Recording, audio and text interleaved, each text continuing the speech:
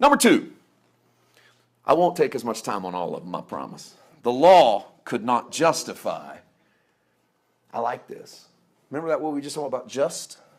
Justify is when you and I are exonerated in the face of what we've done. Okay, if we're justified, then we know we've messed up. We don't have to go to God. We don't go to God and lie. We go to God and say, here's who I am. This is what I did. This is how everybody in this room came to Jesus this way, right? You came to God and you went to Jesus and you said, here's who I am. God said, I know. I'm glad you admitted it. Because now that you've admitted it, you're able to receive who I am.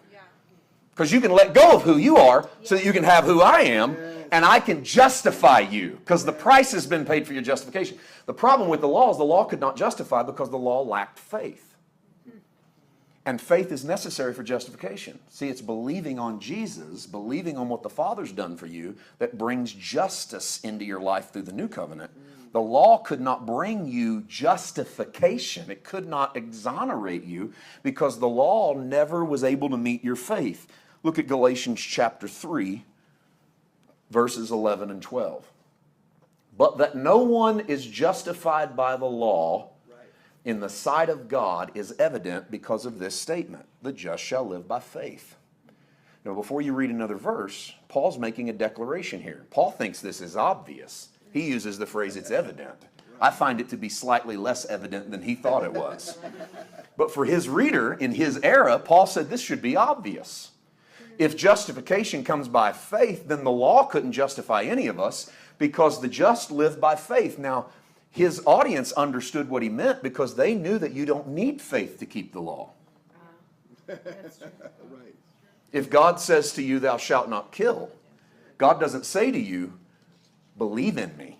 Right. God says, don't kill. Don't do it. Right. No faith needed, just don't kill. When you go to God, you don't have to tell God how much you believe in Him. You just have to prove to God you didn't kill anyone. That's the law, right? You're justified in not killing by doing what? Not killing. Pretty simple. Don't kill. You're justified in the thou shalt not kill commandment. No faith needed. In fact, the fact that you have a list of rules and regulations stunts your faith. Faith remains undeveloped, undernourished in your life. Because what purpose do you have to believe when all you have to do is obey? Just obey whatever instructions put in front of you. You don't really care if you believe or not. So the law chokes out that faith. No one's justified because the just would be living by faith. Just people would live by faith. Next verse says this. Yet the law is not of faith, but the man who does them shall live by them. So the law doesn't understand your faith. It doesn't need your faith. It doesn't complement your faith. It doesn't appreciate your faith. And most importantly, it doesn't reward your faith.